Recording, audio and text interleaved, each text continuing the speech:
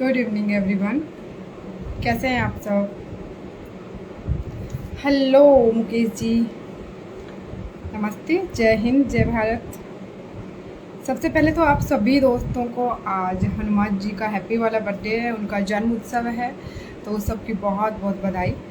And आज मैं आप सबके लिए फिर से एक ऐसा स्पेशल लाइव लेके आई हूँ जो आपके ज़िंदगी में शायद से फिर से एक नई उमंग भर दे, नई उम्मीद भर दे, जिसकी वजह से आपकी लाइफ में जो अभी मुश्किलें आप फेस कर रहे हैं उनको आप फिर से फाइट कर सकें। ओके, तो अभी मैंने स्टोरी भी लगाई थी एंड मैंने रील भी डाली थी आज के लाइव के रिगार्डिंग। सो आई होप आप सब ने देखा होगा। तो आज के हमारे गेस्ट आ चुके हैं या नहीं आ चुके हैं, हम जरा एक बार चेक कर लेते हैं, अदरवाइज हमें थोड़ी देर वेट करना पड़ेगा। ओके, कोई नहीं, मैं एक बार लाइव शेयर कर देती हूँ एंड आई होप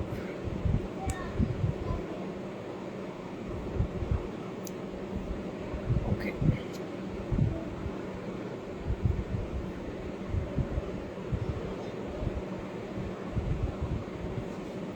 ओके, तो तब तक हमारे होस्ट साहब आते हैं, तब तक हम थोड़ा सा कुछ और टॉपिक के ऊपर डिस्कस कर लेते हैं। और अभी मेरे पास जस्ट लाइव शुरू करने से पहले किसी का कमेंट आया था कि मैं भी पुलिस की तैयारी कर रहा हूँ, तो अगर कोई भी भर्ती अगर आती है तो मुझे बताना। और मैं आप सबको बताती हूँ कि जब भी कोई ऐसी नई न्यूज़ मुझे मिलेगी किसी भी भर्ती के रिगार्डिंग, तो मैं आप सबसे बिल्कुल से शेयर करूँगी। और मैंने स्टोरी भी लगाई थी कि नेक्स्ट मंथ 2 भर्तियाँ दिल्ली पुलिस की आने वाली हैं, जिसमें एक हेड कांस्टेबल जो क्लैरिकल से जिसको बोलते हैं ना, डायरेक्ट हेड कांस्टेबल जो भर्ती होते हैं कंप्यूटर के ऊपर, तो उनकी टाइपिंग स्पीड चेक की जाती है, उसकी भर्ती आ रही है। और एक आ रही है दिल्ली पुलिस कांस्टेबल ड्राइवर की भर्ती। तो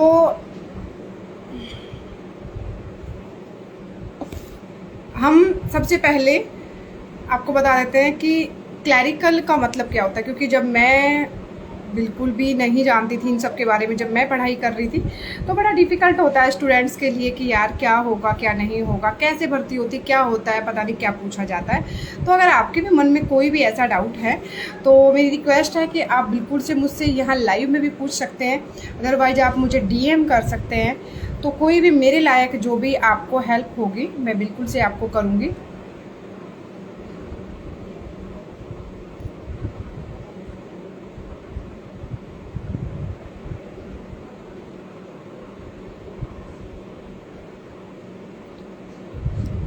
क्लैरिकल में एक्चुअल में जो काम होता है वो सारा सिस्टम पे होता है, या फिर जो वायरलेस सेट होते हैं उसके ऊपर ड्यूटियाँ होती हैं। वायरलेस सेट पे मैसेज यहाँ से वहाँ ट्रांसफ़र करना, अगर कोई आपके पास आगे से मैसेज आया है तो आप उसको रिकॉर्ड करेंगे।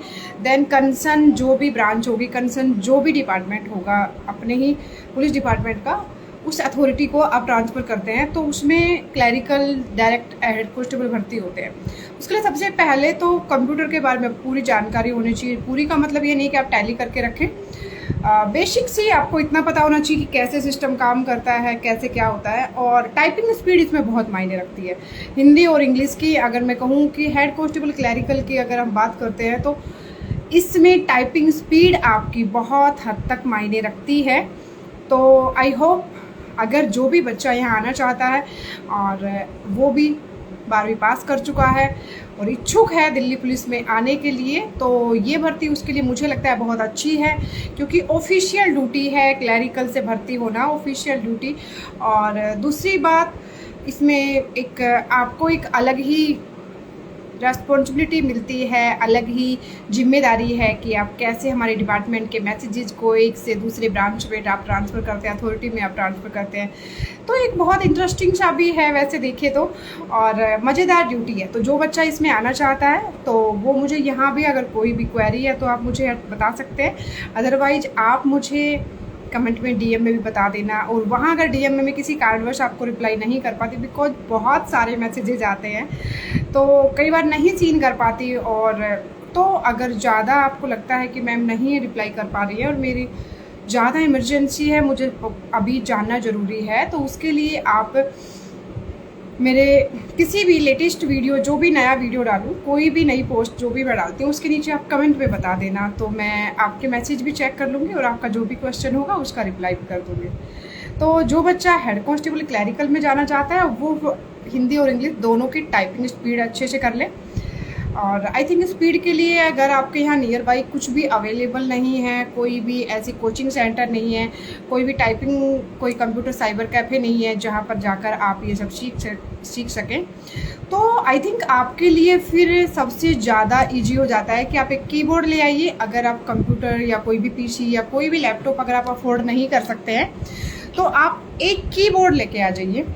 जो भी कंप्यूटर का अपना कीबोर्ड होता है ना, तो उसके लिए मैं बहुत ईजी सी ट्रिक बताऊंगी। बिकॉज मैं भी जब आई थी दिल्ली पुलिस में तो कोई मेरे पास कंप्यूटर की नॉलेज नहीं थी, उस वक्त डिमांड भी नहीं थी। अब तो जो भी भर्ती होती है उनमें सब में बेसिक नॉलेज ज़रूरी होती है, बट बेसिक तो एग्ज़ाम में आती है, बट इतना नहीं था कि भाई कैसे वर्क करना। और टाइपिंग तो इंग्लिश तो फिर भी हम ऐसे ऐसे करके करते थे, पता है, बट हिंदी में तो यही नहीं पता था कि कौन सा वर्ड कहाँ पर है। और अब आप सब देखते हैं और मैं बता भी सकती हूँ कि अब मेरी अच्छी खासी स्पीड है और सिस्टम पर ही काम करती हूँ। तो इन सब के लिए जो मैंने प्रैक्टिस की वो मैं आप सबसे शेयर कर सकती हूँ। अगर आपकी कुछ हेल्प हो पाई तो मुझे बहुत अच्छा लगेगा। अगर किसी बच्चे के पास कंप्यूटर नहीं है, कोई भी पीसी नहीं है, कोई भी लैपटॉप नहीं है, या वो अफोर्ड भी नहीं कर सकता, या कहीं बाहर जाके वो नहीं सीख सकता, बिकॉज जो टाइपराइटर होता है ना उसके ऊपर स्पीड ज़्यादा अच्छे से बनती है। उसमें जब आवाज़ आती है ना, जब आप बटन वो दबाते हैं कीज को, तो बड़ा इंटरेस्टिंग सा लगता है, जैसे आप पियानो बजा रहे हैं ना, इस टाइप में। तो अगर ऐसा कुछ भी नहीं है तो भी आपको परेशान होने की ज़रूरत नहीं कि यार मैं तो स्पीड ही मायने रखती है इसमें टाइपिंग की और मैं कैसे कर सकता हूँ।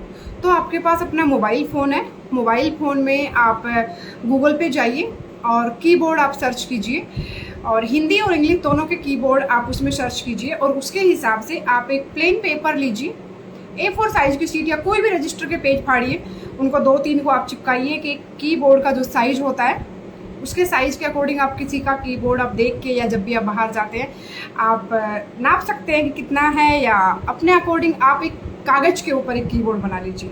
ठीक है, बहुत इजी हो जाता है ये जब भी आपके पास। और अगर आप कीबोर्ड बाई कर सकते हैं तो आप ओनली एक कीबोर्ड ले आइए, अगर आपके पास कोई भी पीसी कंप्यूटर या कुछ भी लैपटॉप वगैरह नहीं है तो।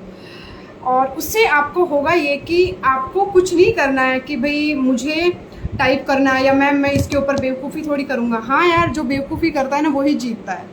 आपको मतलब है अपनी उंगलियों को याद दिलाना कि आपको सोचने की ज़रूरत ना पड़े, आपकी फिंगर्स को याद रहे कि कौन सा वर्ड कहाँ पर है, और वो अपने आप से वहाँ जाएगी।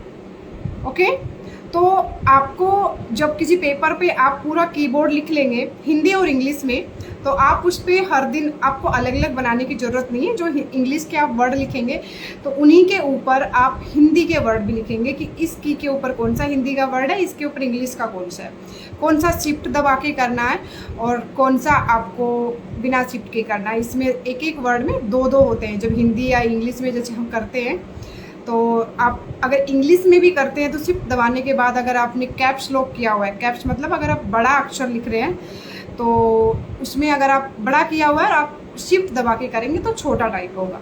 और अगर इंग्लिश में करते हैं तो आपको सब पता है मात्राएं होती हैं और कई वर्ड्स होते हैं, तो उन एक एक की के ऊपर 2-2, 3-3 वर्ड होते हैं, मात्राएं होती हैं। तो उनमें आपको कैसे आपको शिफ्ट के साथ कौन सी फिंगर आपकी शिफ्ट पे जानी चाहिए, कौन सी वर्ड पे जानी चाहिए, उन सब का अभ्यास करने के लिए आप 2-4 वीडियो देखिए और उसके अकॉर्डिंग अपनी आंखें बंद कीजिए और उनके ऊपर रख के और धीरे धीरे आप प्रैक्टिस करना शुरू कीजिए। ओके, अगर आप ऐसे नहीं कर पा रहे तो आपको नॉर्मली अपने फ़ोन में कोई भी टाइपिंग का आपको खोल लेना है वीडियो, या जो भी गेमिंग टाइप में होता है तो आप उसको ऑन करेंगे तो उसमें जो लेटर्स आते रहेंगे, जो फिंगर्स चलती रहेंगी, आप उनकी फिंगर्स को, उन वर्ड्स को देख के बस उस कागज़ के बने हुए कीबोर्ड के ऊपर आप अपनी फिंगर्स चलाते रहिए। उससे होगा ये कि एक वक्त के बाद आपको खुद याद हो जाएगा कि मेरी कौन सी फिंगर कहाँ जा रही है। आपको कुछ सोचने की ज़रूरत नहीं पड़ेगी। अपने आप से जब भी ज़रूरत पड़ेगी कि आपको लिखना है सीता, अगर सीता लिखना है तो आपको पता है कि आपकी, मैं आपको दिखाती हूँ आपकी फिंगर्स कैसे वर्क करती हैं। अब मुझे सोचने की ज़रूरत नहीं पड़ेगी कि अगर मैं सीता लिखती हूँ तो सीता के लिए मेरा ये फिंगर यहाँ आएगी, ये फिंगर यहाँ आएगी, बड़ी की मात्रा, ठीक है। और ये यहाँ आएगी और ये बीच वाली यहाँ आएगी सीधा, ठीक है। ऐसे ही अभी जैसे राघव आया तो मैं राघव लिखूंगी रा, और यहाँ है ग, तो ग के बाद में आएगा घ। जब आप शिफ्ट दबाएंगे तो शिफ्ट दबेगी इस फिंगर से और इससे घ दबेगा, ठीक है।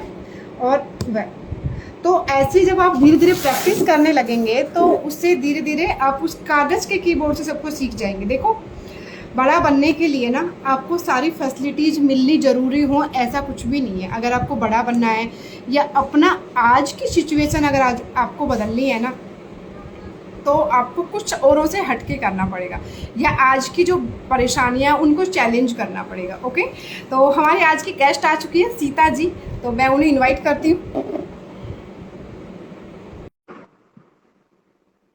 इसके आगे जो भी अभी टॉपिक हमारा बच गया है तो वो हम लास्ट में लेंगे, और लास्ट में मैं आज आपको एक ऐसी टेक्निक भी बताऊंगी जो आपकी याद करने की आपकी क्षमता को भी बढ़ाएगी और आपको स्ट्रेस फ्री भी रखेगी और एक बहुत अच्छी लाइफ देगी।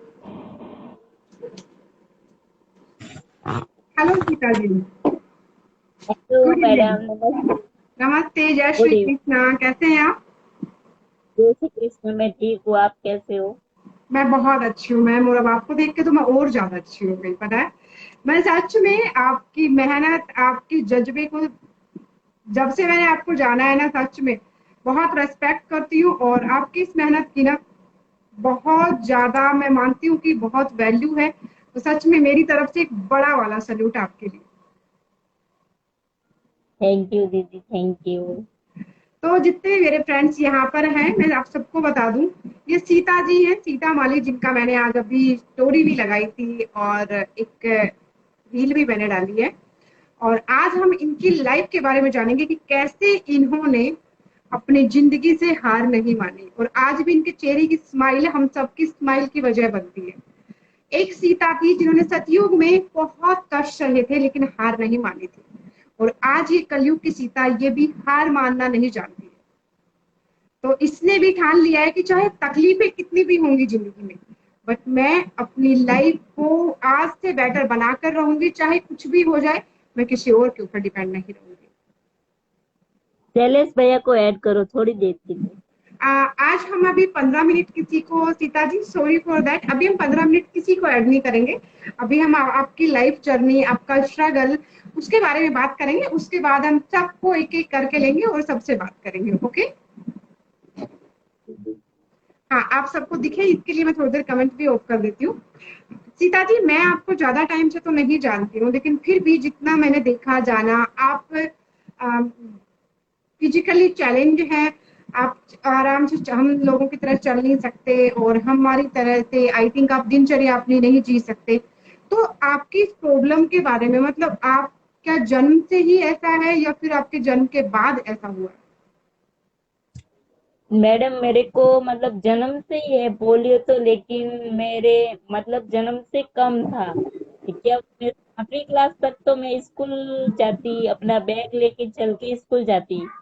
और फिर बाद में ये सब हुआ, उस समय से मैं मतलब नहीं तो खड़ी हो पाती हूँ, और नहीं मैं, मेरे हाथ भी बहुत कम काम करते हैं। मैं लिखने पढ़ने में भी मैं बहुत कम काम होते हैं। मैंने 12वीं क्लास तक पढ़ाई की है। मेरे को गवर्नमेंट ने हेल्पर दिया था, परीक्षा में मेरे से पेपर पूरा नहीं होता ना, इसलिए मेरे को गवर्नमेंट ने हेल्पर दिया, तो मैंने 12वीं क्लास तक तो पढ़ाई पूरी की। और अभी मैं, मेरे पापा जी भी वो ऑफ हो गए थे और मेरे भैया भी ऑफ हो गए, घर की स्थिति मतलब ऐसे बन गई थी, मैंने पढ़ाई तो छोड़ दी, और अभी मैं बच्चों को ट्यूशन भी करवाती हूँ और घर पे ही रहती हूँ। वाह, अभी आप बच्चों को ट्यूशन देती हैं घर में? हाँ, घर में लेती हूँ। बहुत अच्छे, बहुत अच्छे। तो आपके पापा जी और आपके भाई जी मतलब अब आपके साथ नहीं है, वो चले गए? नहीं है अभी, उनको मतलब 9 साल हो गए। Oh my God. तो सीता जी, आप जैसे 8वीं के बाद से जब ये बढ़ने लगा तो कैसे घर वालों ने आपको दिखाया, कहीं ट्रीटमेंट आपका लिया गया या कुछ ऐसा उपचार जो जिससे आप ठीक हो सके? दिखाया था मेरे घर वालों ने, हॉस्पिटल में भी दिखवाया। मेरा नारायण सेवा संस्था है ना दीदी, उदयपुर में। हम्म, वहां पे मेरा मतलब एक पैर का ऑपरेशन भी करवाया, लेकिन वो सक्सेस नहीं हुआ। तो ज्यादा बैक में प्रॉब्लम है, आई थिंक पोलियो की वजह से बैक आपकी सपोर्ट नहीं करती, जिसकी वजह से आप खड़े हो सके, राइट? हाँ नहीं, वो पोलियो हो गया था मेरे को। मेरी मम्मी बताती है कि बुखार में सुई लगवाई थी मेरे को। अच्छा उस अच्छा। सुई के समय मेरे को मतलब वो गांठ होती है ना, गांठ हुई थी। उसी की वजह से ये सब मेरे शरीर में फैलाव कर दिया। अभी देखो ये मेरे हाथ है ना, हाथ, ये हाथ की अंगुलियां नहीं तो हिलती है और नहीं डुलती है, ऐसे ही रहती है बस। अच्छा, ये ऐसी रहती है, ऐसे आपकी फिंगर्स ऐसे नहीं हिलती? नहीं करते बस ऐसे। ओके, तो आप मतलब जब बिल्कुल स्कूल छूट गई आपकी, उसके बाद आप जब घर में ही रहने लगे, तो उस वक़्त उस बचपन वाला आपका जो दिल था, एक बचपन होता है कि मैं भी सबके साथ खेलूँ, मैं स्कूल जाऊँगी, मेरी सारी फ्रेंड्स स्कूल जाती हैं, उनको जाते हुए आप देखते थे, तो आपको कैसा लगता था? ये थोड़ा सा ऐसा मन में आता था, लेकिन फिर भी मैं कभी हिम्मत नहीं हारना चाहती थी। मैंने अभी तक कभी हिम्मत नहीं हारी। बहुत अच्छे। तो ऐसा कभी हुआ आपकी लाइफ में कि जब पेरेंट्स ने या आपके घर में किसी ने कहा हो कि इसका ज़िंदा रहने से अच्छा है ये मर जाए? अभी मेरी मम्मी कभी मेरे बहुत टेंशन करती है मेरे बारे में। मेरी मम्मी कभी बोल देती है वो मेरे को। क्योंकि उससे आपकी तकलीफ नहीं देखी जाती ना। नहीं कहते। आपकी मम्मी यहाँ है? हाँ मेरी मम्मी यही पे है। वो हमसे बात कर सकती हैं? हाँ मम्मी, ए भी जीतू, मम्मी ने भी मेरी मम्मी ने, और मम्मी घर वही कर गई। मैडम मेरी मम्मी बाहर गई है। कोई बात नहीं, कोई बात नहीं, कोई बात नहीं, हम फिर कभी मिलेंगे। तो सीता जी, आप जैसे 12वीं की, 12वीं में आपके कितने नंबर आए थे, कितने मार्क्स आए थे जिसकी वजह से आपको लगा कि मैं अभी ट्यूशन दे सकती हूँ? मेरे 12वीं में मैडम 56 नंबर आए थे। वाओ! और वो भी आप हेल्पर की फिफ्टी वजह से? सिक्स हाँ हेल्पर की वजह अगर से। आप खुद हेल्पर देखो पढ़ते? कैसे। नहीं, मैं तो देखो परीक्षा में बैठती, और मैं मतलब प्रश्न उत्तर बोलती और वो लिखने का काम करता। हाँ, लेकिन आई थिंक उसमें काफी सारा टाइम वेस्ट होता है, अगर आप स्वस्थ होती तो बहुत अच्छे मार्क्स लेके आती। अच्छे मिलते। अभी मेरे को अगर मैडम पेपर करने को देना, तो मेरे से मतलब 5 घंटे ही पेपर पूरा नहीं होता था। हाँ, वो आप लिख नहीं पाती थी बिकॉज हाथों में वो उतनी ज्यादा स्ट्रेंथ नहीं थी कि वो पेन को पकड़ के और उतने पावर के साथ लिख नहीं, पाएगी। देखो दे दो, आप ऐसे पेन पकड़ते हो, मैं ऐसे पेन नहीं पकड़ती हूँ। मैं ये अंगुली के बीच में डाल के मतलब पेन से लिखती हूँ। मतलब ऐसे? हाँ ऐसे ही। आप ऐसे लिखते हैं ताकि थोड़ा ये कलाई के जोर से लिख पाए आप, क्योंकि फिंगर तो हाँ, आपकी ऐसे हेल्प कर नहीं रही, राइट? नहीं करते।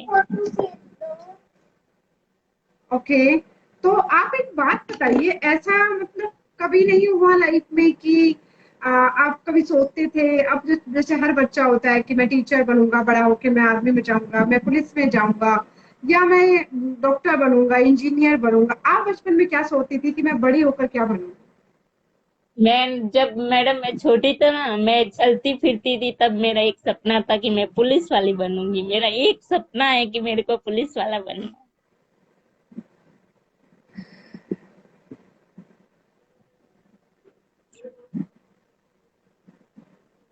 और जब भी मैं पुलिस वाली को देखता हूँ ना, मैं बहुत खुश होती, और उनसे मतलब बातचीत भी करने लग जाती हूँ।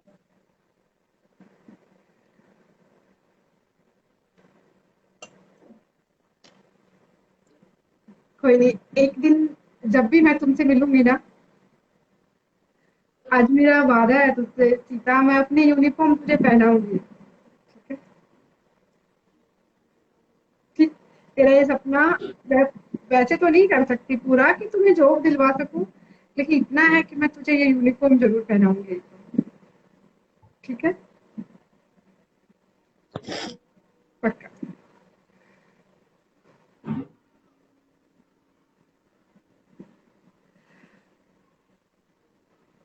पता है, कई बार हम सोचते हैं कि ये हमें हो जाए। अभी जितने लोग देख रहे हैं ना, मैं उन सबसे एक बात कहना चाहती हूँ, आप सबके मन में भी कुछ ना कुछ होगा कि मेरा ये सपना है या मैं ये बनूं। और आप में से कुछ लोग होंगे जो थोड़े टाइम बाद जाकर अपने उन सपनों को छोड़कर अपने डेली लाइफ में, या कहीं कि जो लाइफ आपको अच्छी लग रही है, जिसमें आपको मेहनत नहीं करनी, स्ट्रगल नहीं करना, उस लाइफ को आप चुनेंगे और फिर कुछ टाइम बाद बोलेंगे अरे यार, मेरा सपना तो ये था लेकिन हालातों की वजह से मैं यहाँ आ गया। तो आज जरा आप सोचिए कि आपके हालात चीता से भी बुरे हैं। जो लड़की खड़ी नहीं हो सकती, जो लड़की अपने हाथों को, अपनी फिंगर्स को, अपने पैरों को नहीं चला सकती, वो लड़की आज ट्यूशन पढ़ाती है। अपने पेन को वो इस तरीके से, हम सोच भी नहीं सकते इस तरीके से लिखने के बारे में, वो ऐसे लिखती है। और उसने हेल्पर की हेल्प लेकर, और 56% 12th में, ये कोई मामूली बात नहीं है। और उसके बाद भी आज वो, ऐसा नहीं है कि हार मान कर बैठ गई। आज भी वो हम सब के लिए कितना कर रही है। आज भी वो हम सब के लिए एक इंस्पिरेशन बनने के लिए सोशल मीडिया पे आई है कि क्या पता यहाँ से ही मेरी और औरों की जिंदगियां बदल जाए। अब मैं अगर इन्हें देखती हूँ तो मेरी लाइफ बदलती है, और हो सकता है कि किस्मत कभी किसी ऐसे इंसान से इन्हें मिलवा दे कि इनकी किस्मत बदल जाए। तो जितने भी मेरे फ्रेंड यहाँ पर है ना, मेरी रिक्वेस्ट है आपसे, मेरी पर्सनली आप सबसे रिक्वेस्ट है कि सीता को सपोर्ट कीजिए। जितना हो सकता है इनकी आईडी शेयर कीजिए।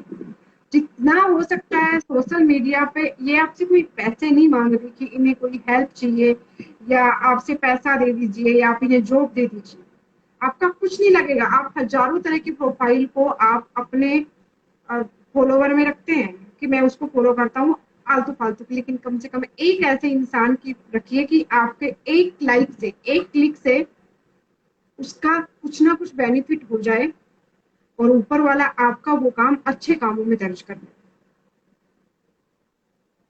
तो सीता, अभी जैसे आपकी एज कितनी हो गई लगभग?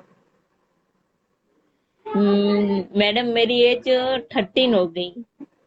13 हो, 30 हो गई। हम्म। ओके। तो अभी जैसे आपके घर में या कौन कौन लोग हैं, कि ऐसा है कि आपको कोई भी ऐसा सपोर्ट मिलता है फैमिली की तरफ से कि घर जा चलाने की जिम्मेदारी आपके ऊपर ही है? कौन कौन है आपके घर?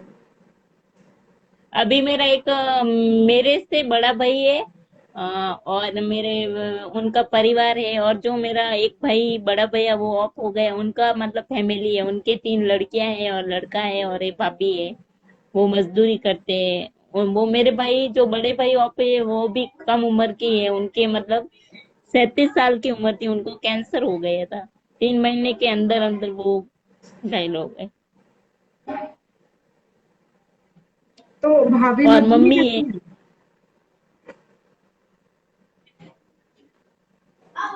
भाभी मजदूरी करती हैं आपकी, और जो उनके बच्चे हैं हाँ। वो पढ़ते हैं? हाँ, वो काम करते हैं। देखो अभी वो मैडम, एक काम है जो बहुत सिटी में बहुत चलता है, वो चूड़ी चूड़ी बनाते हैं और चूड़ी में नगीना मतलब फिट करते, वो काम करते, घर में ही रहते। बहुत अच्छी बात है, बहुत अच्छी बात है। कम से कम औरों पे वो भी अपने घर को चलाने के लिए खुद इतनी मेहनत कर रही है। उन्होंने भी हार नहीं मानी कि पति के जाने के बाद वो हार मान जाए। बच्चों को पालने की जिम्मेदारी उन्होंने बहुत अच्छे से निभा रही है। तो अभी अभी मैं कल आपको दिन में मैडम, कल दिन में मैं आपको कॉल करके आपको वो कैसे काम करते हैं मैं आपको बताऊंगा। बहुत बिल्कुल, मतलब मेहनत का काम है वो। बिल्कुल, बिल्कुल, बिल्कुल, मुझे पक्का सिखाना। सच में मैं तो आपके पूरे परिवार से मिलना चाहूंगी। अगर मुझे कभी भी मौका मिला फ्यूचर में, तो मैं पक्का से आपसे तो मिलूंगी क्योंकि मैंने वादा किया है आपसे, लेकिन आपकी पूरी फैमिली से मिलना चाहूंगी। जितना मुझसे होगा ना, मैं आपकी जरूर, सपोर्ट करने की कोशिश करूंगी। जरूर तो है मैडम, जरूर। सीधा अभी आपकी लाइफ में क्या चल रहा है? मतलब अभी आपकी क्या दिनचर्या रहती है कि किस तरीके से आपको पूरा दिन निकलता है? कैसे आप सोशल मीडिया पे आई? सोशल मीडिया का आइडिया मतलब कैसे आया कि मुझे यहाँ आना चाहिए? मैंने एक बार है ना, मैंने भी किसी से सीखा है, मेरे को भी, मेरे को पहले बहुत शर्म आती थी ऐसे मतलब कि मतलब वीडियो बनाना। और मेरी एक दूसरी आईडी, मैंने उस पे वीडियो बनाए, लेकिन उस वीडियो में मैं किसी को अगर पता नहीं चलता कि मैं विकलांग हूँ, क्योंकि वो मैंने वीडियो हाफ हाफ वीडियो बनाए थे।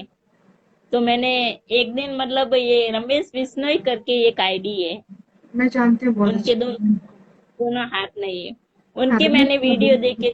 मेरे मेरे अंदर भी एक मतलब ऐसा लगा कि मैं भी अपने पूरे वीडियो बना के डालूं।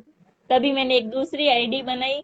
दूसरी आईडी बना के मैंने दो वीडियो मेरे अपलोड किए, पूरे मेरे साइकिल के साथ में मैंने अपलोड किए।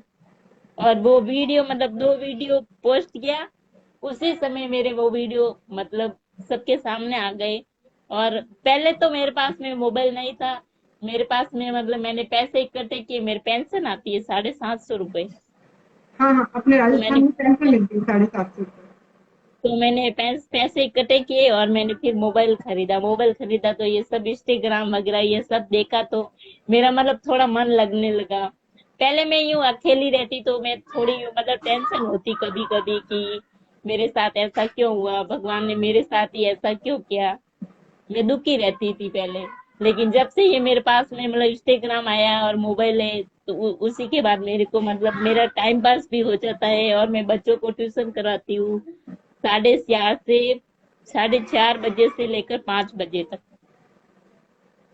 कौन सी क्लास के साढ़े बच्चे को पाँच ट्यूशन बजे कराते हैं? वो देखो फर्स्ट से लगा, फर्स्ट के और 5वीं तक।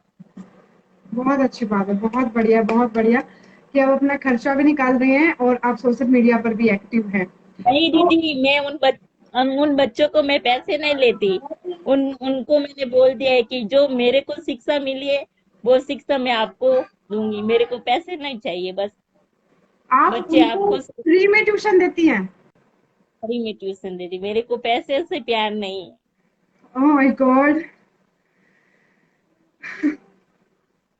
आप सच में बहुत महान हो सीता जी, ये इतना बड़ा काम, वो भी ऐसी सिचुएशन में कोई नहीं करता।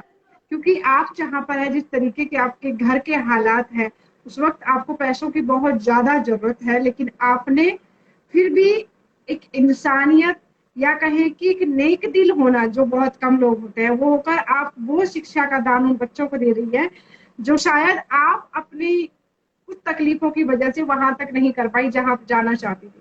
तो आप उन बच्चों को रास्ता दिखा रहे हो, वाकई में। मैं भी कमेंट ऑन करती हूँ, जितने भी दोस्त हमें, देखो कितनी बेसब्री से हमें अभी भी 58 लोग सुन रहे हैं, और ये वाकई हमारे लिए बहुत बड़ी बात है। जितने भी फ्रेंड्स हैं, आप क्या कहना चाहेंगे इस बात के ऊपर, जिस तरीके से इतनी हिम्मत से ये अपने प्रॉब्लम को फाइट कर रही है और बच्चों को निःशुल्क बिना किसी फीस के एवरीडे ये ट्यूशन देती है, ये मेरे अभी हिसाब मेरे से पास में बहुत बड़ा अप्रिसिएशन है।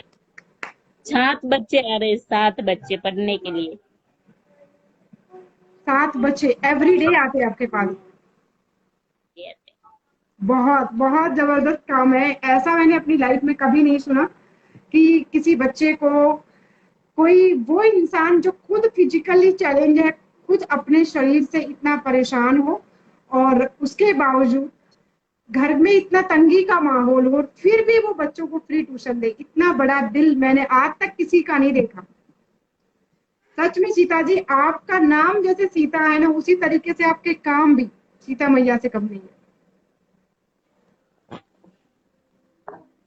देखो सभी लोग आपके लिए कितने अच्छे अच्छे कमेंट्स कर रहे हैं कि सीता जी नेक दिल है, वेरी गुड दीदी, आपको दिल से सैल्यूट। सभी लोग आपको और मैं इतना अप्रिशिएट कर रहे किसी परिवार किसी परिवार के बारे में, किसी घर में देखो ये सब होता है सास बहू के बारे में, और मैं उनको मतलब ये सलाह देती हूँ कि आप सीता जी की तरह बनो, राम जी की वाइफ सीता जी की तरह बनो। हैं। और आप तो सच में हैं, आप में वो सारे गुण हैं जो एक अच्छी, ये कहें कि एक संस्कारों से भरी हुई, एक ऐसी इंसानियत से भरी हुई औरत में होने चाहिए, वो सब गुण आपके अंदर हैं। आप अपने लिए भी, अपने परिवार के लिए भी, समाज के लिए भी आप सब कुछ कर रही हैं। आप वाकई में सीता मैया से कम नहीं है। आप सच में कलयुग की वो सीता हैं जो आज भी हर तरफ रोशनी फैला रही है। हाँ सीता, आप अब एक कमेंट कीजिए, मैं पिन करती हूँ ताकि सभी लोगों को आसान हो जाएगा आपको फॉलो करना। और जितने भी फ्रेंड यहाँ पर हैं, आप प्लीज सीता को सपोर्ट कीजिए। सीता जी एक कमेंट कीजिए आप, ताकि मैं उसको पिन कर सकूं। हाँ। और सभी फ्रेंड्स, अभी जाना नहीं है, अभी तो बहुत से रहस्य खुलना बाकी है, अभी तो बहुत सी इनके अंदर की वो स्ट्रेंथ जिनके दम पर आज तक ये चलती आ रही हैं, वो चीजें बाहर आना बाकी है, जो हम सबकी जिंदगी में एक पावर बनेंगी, हमें एक नई दिशा देंगी, ताकि हम भी आगे उसी हिम्मत से बढ़ सके और कभी हार ना माने। तो जाना नहीं है, यही रहना है। और जितने भी फ्रेंड है, पहले तो फटाफट से लाइव को शेयर कर दीजिए। और उसके बाद अभी सीता जी किया, आपने कमेंट किया।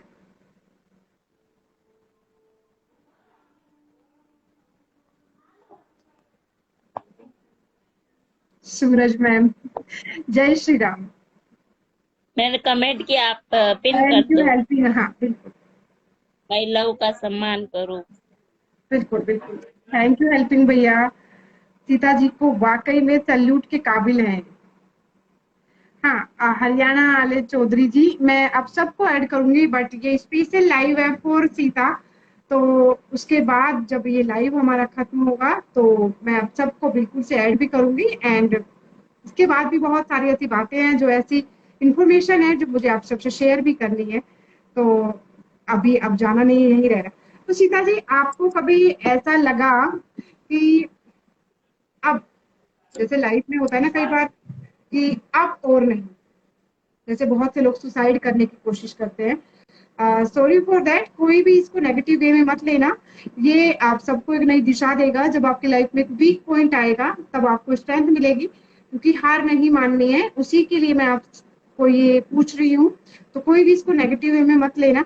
तो सीधा, ऐसा कभी आपकी लाइफ में ऐसा मोड़ आया, ऐसा पॉइंट आया जहां से आपने कहा कि अब और नहीं बस, और आपने कुछ ऐसा गलत ट्राई किया हो? मैंने देखो अभी तक तो मेरे लाइफ में ऐसा मूड आया नहीं, और ये मेरे महीने में भी नहीं है कि मैं सुसाइड करूं। मैं सुसाइड नहीं करूंगी, मैं जीऊंगी मेरी जिंदगी को, और बहुत अच्छी तरह से जीऊंगी। बहुत बहुत बहुत हिम्मत वाली हैं आप, सच में बहुत हिम्मत वाली हैं।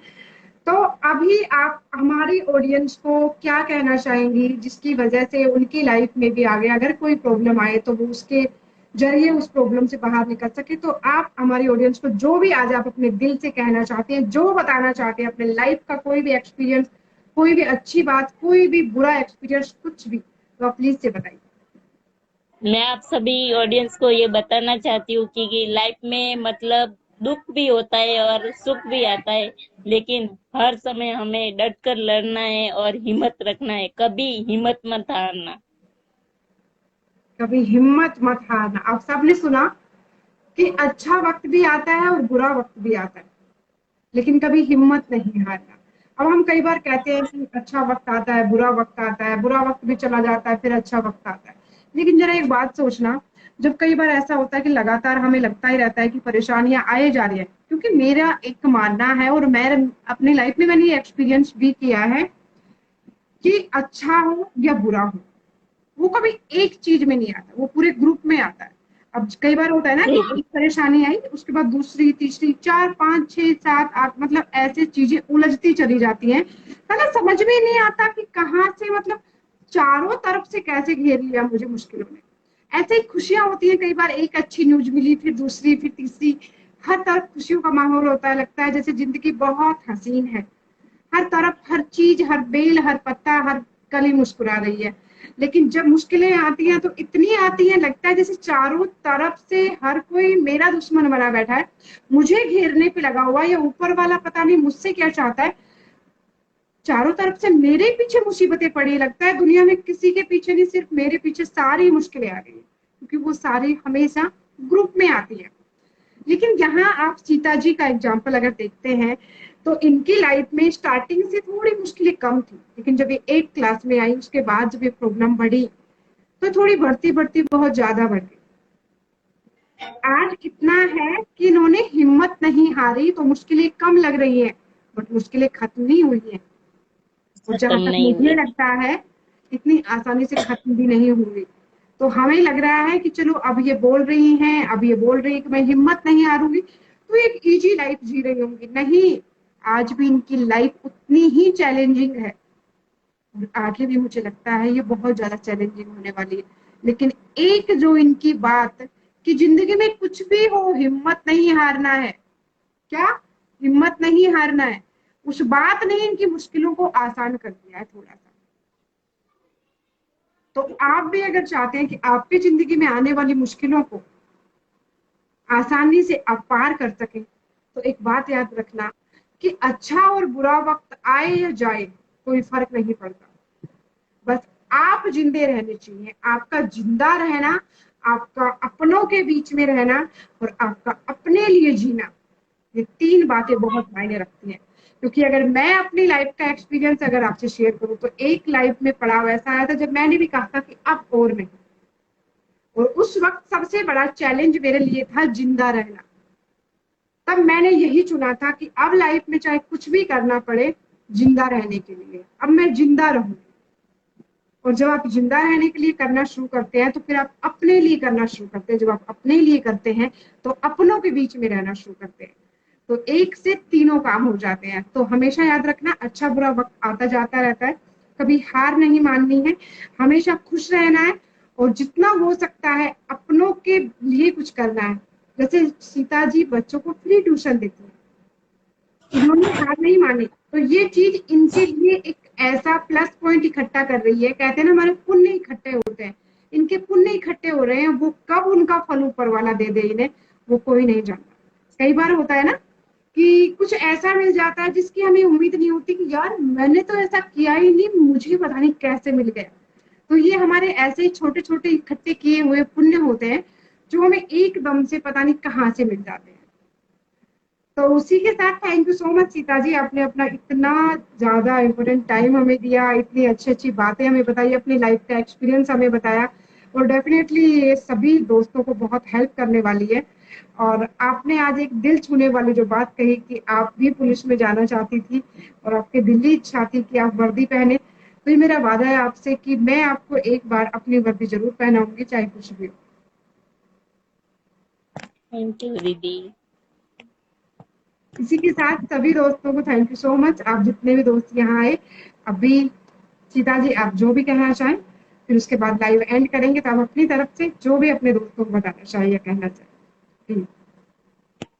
मैं तो एक ही कहना चाहती हूँ कि अपने माता पिता की हमेशा सेवा करनी। मेरे माता पिता की सेवा के लिए मैं तत्पर हूँ। मैं किसी भी अगर घर में भी जाती हूँ और कहीं भी माता पिता को अगर कोई ठेस पहुंचा रहा है, तो मैं उनको बताती कि हमारे को दुनिया में लाने वाले हमारे माँ बाप ही है।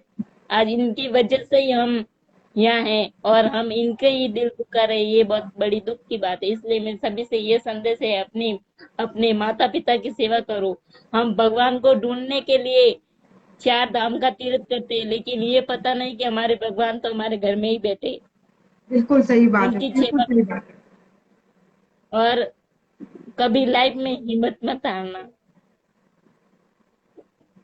बिल्कुल। और आप भी सीता जी, चाहे जिंदगी में कुछ भी हो जाए, चाहे कितना भी लड़ना पड़े, लेकिन आपका नाम सीता शायद आपके जन्म पर इसीलिए डाला हो। उस वक्त को किसी को नहीं पता था ना कि आपको ये सब होने वाला है, लेकिन आपका नामकरण तो आपके पैदा होते ही हो गया था।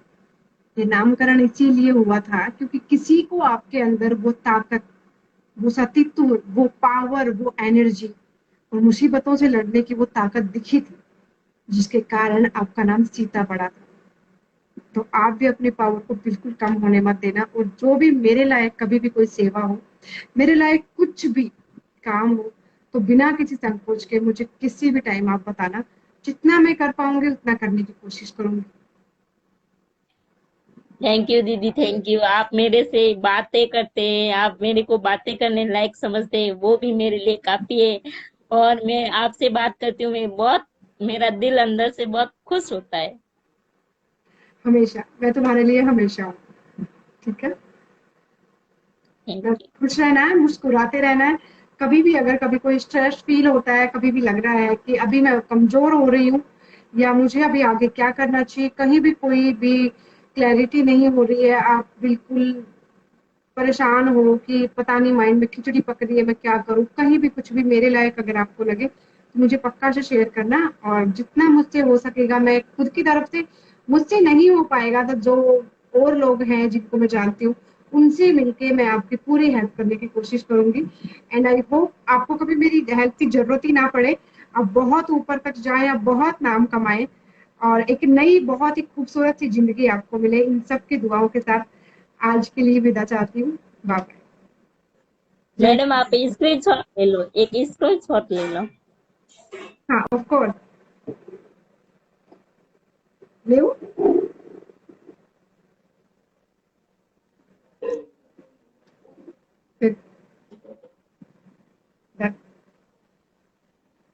Okay bye. Good night.